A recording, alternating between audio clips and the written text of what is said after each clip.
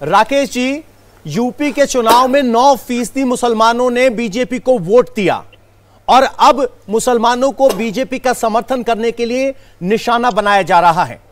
BJP की सरकार समर्थक मुसलमानों को कैसे सुरक्षा देगी? देखिए पवन जी, आज भारतीय जनता पार्टी का 42वां स्थापना दिवस है और भारतीय जनता पार्टी के सिद्धांत में, व्यवहार में, विचार में पहले दल रहा है, देश बाद में, देश पहले रहा है, दल हमेशा बाद में रहा है, व्यक्ति सबसे बाद में रहा है। हम इस विचार को लेकर के पंडित दीनदयाल उपाध्याय के अंत्योदय के विचार को लेकर के चलते रहे। नहीं, एक बार सुन लीजिए सर, बीच में इंटरप्ट ना करें नदीमुद्दीन साहब, से ज्यादा बेहतर होगा। मैं नदीमुद्दीन साहब को सुन रहा था, मैंने कई बार इनकी तकरीरें सुनी है। ये निंदा जब भी करेंगे ना ऐसे विषयों पर तो किंतु लगाएंगे, परंतु लगाएंगे, कई उदाहरण साथ साथ में दे देंगे।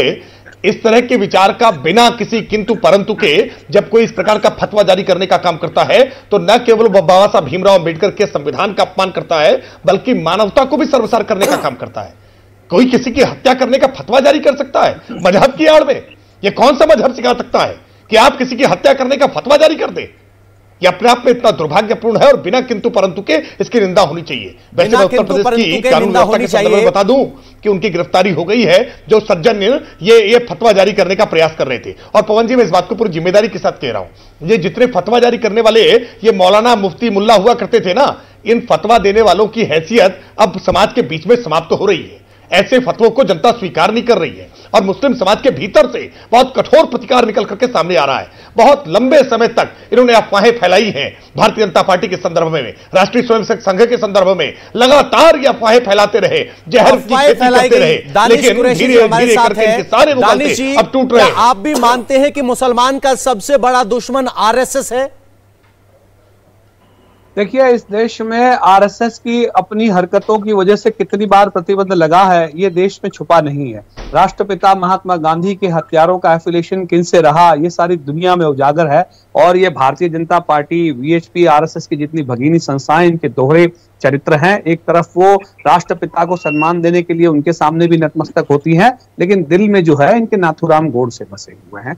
दूसरी बात, वीएचपी के प्रवक्ता जो कह रहे थे कि हम उनके दुश्मन हैं, देखिए हम बताते हैं, हम भी बहुत बड़े दुश्मन हैं उन लोगों के जो इस देश के संविधान को डिस्टॉर्ट करने की कोशिश करते हैं। जो लोग जमहूरी निजाम के तौर पे इलेक्शन जीत के आने के बाद उस संविधान का जब हनन करते हैं, हम उनके दुश्मन हैं। रही बात आपने कही 9 दिन नवरात्रों के, अगर आपको लहसुन प्याज नहीं खाना है, अरे आपको भूखे रहना है तो आप भूखे रहिए, लेकिन और किसी पे आप ये लाजिम नहीं कर सकते। इसी चर्चा पे रहते हैं। आपने कहा कि हम हर उस शख्स के दुश्मन हैं जो संविधान के खिलाफ हैं, तो क्या आप ऐलान करेंगे जो ये लोग आरएसएस को दुश्मन करार देते हुए फतवे जारी करते हैं, आप उनके भी दुश्मन हैं, उनकी भी मुजम्मत करेंगे?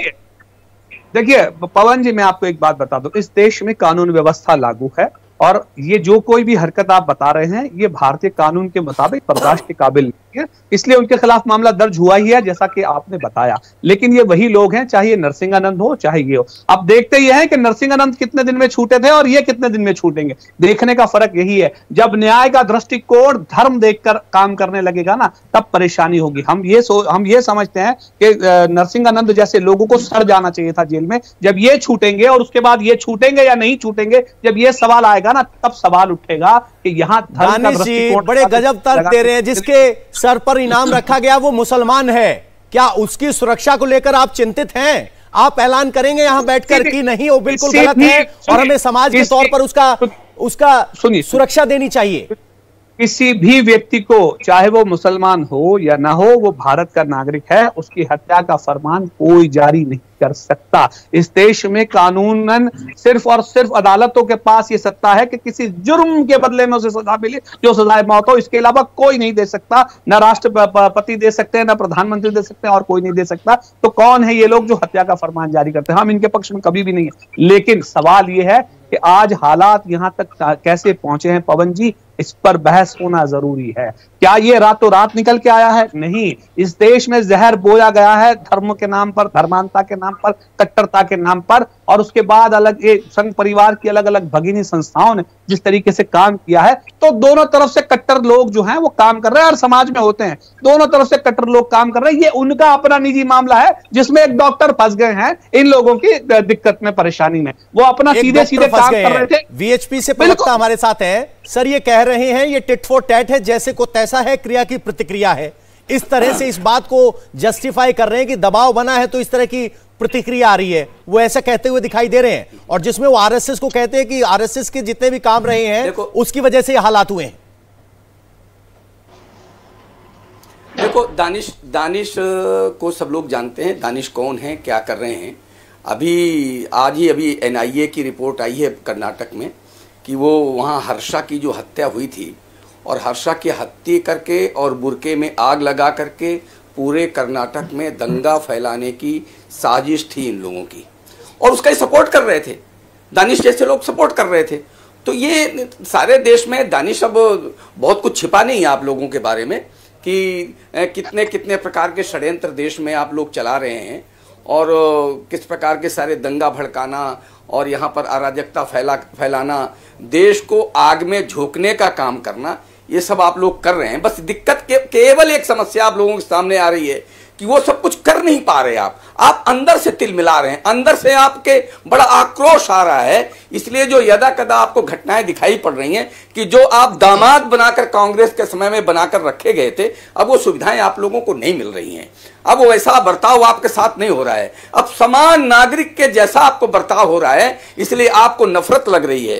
यानी कश्मीर में जब कश्मीरी पंडित निकाले जा रहे थे वो आपका प्रेम था, और जब वो सारी करतूत एक फिल्म के माध्यम से दिखाई जा रही है वो आपको नफरत लगती है। जब आप हिंदुओं की बहन बेटियों के साथ बलात्कार करते हैं तो वो आपका प्रेम है, लेकिन जब उस बात को हम उठाएंगे वो नफरत है। भाई वाह, क्या परिभाषा आप लोग गढ़ रहे हैं। तो ये लेकिन परिभाषा अब आपकी जा चुकी है दानिश। अब ये सारे देश में सबको ध्यान में आ गया है कि आपके प्रेम और नफरत की परिभाषा ये सबके ध्यान में आ गई है। नदीमुद्दीन साहब, एक सवाल यह है कि कोई अपने आप को हाफिज कहता है और इस तरह की बात करता है, आप आरएसएस को अपना सबसे बड़ा विरोधी बताते हैं, तो क्या आप तकरीरों में यह भी बताते हैं कि विरोध लोकतांत्रिक होना चाहिए? क्या तकरीर देते हैं आप आरएसएस के विरोध में? हम 80 और 20 वाली तकरीर नहीं करते हैं। क्या तकरीर करते हैं? 80 और 20 वाली तकरीर नहीं करते हैं। हम कहते हैं कि हर हिंदुस्तानी से प्रेम करो, हर हिंदुस्तानी से मोहब्बत करो। हमारा मतभेद है, मनभेद नहीं है।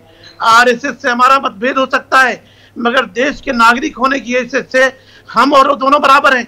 सवाल ये है कि उनसे हमारा आइडियोलॉजिकल संबंध ठीक नहीं है, कि उनके विचारों से हमें मतभेद है। मगर मैं ये कहता हूं कि बीजेपी के लोग, बीजेपी के एमपी, बीजेपी के मिनिस्टर, अभी ये तिवारी जी बड़े शराफत से या बड़ी ढिठाई के साथ गिना रहे थे विश्व हिंदू परिषद ने 7 साल में मुसलमानों के खिलाफ क्या क्या किया है।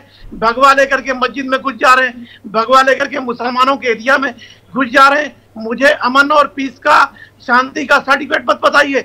इतने जुल्म अत्याचार होने के बावजूद भी मुसलमानों ने इस संविधान के साथ, इस देश के साथ, जब जब देश पर बलिदान देने की जरूरत पड़ी, मुसलमान सामने आए। आप जैसे अंग्रेजों के तलबे नहीं चाटे, आप जैसे देश का तिरंगा का अपमान हमने नहीं किया। हमने इस देश को लहू दिया है, हमने इस देश को खून दिया है। आपने इस देश को लहू दिया है तो फिर क्यों इस तरह की बातों को आप क्यों नहीं कहते कि वो इस्लाम का सही मानने वाला नहीं है जो इस तरह के फतवे देता है? आप उसको धर्म से बाहर क्यों नहीं निकालते? वहां तो नहीं करेंगे आप। अगर बीजेपी को वोट दे दे तो आप उसे धर्म से बाहर का दरवाजा दिखा देंगे।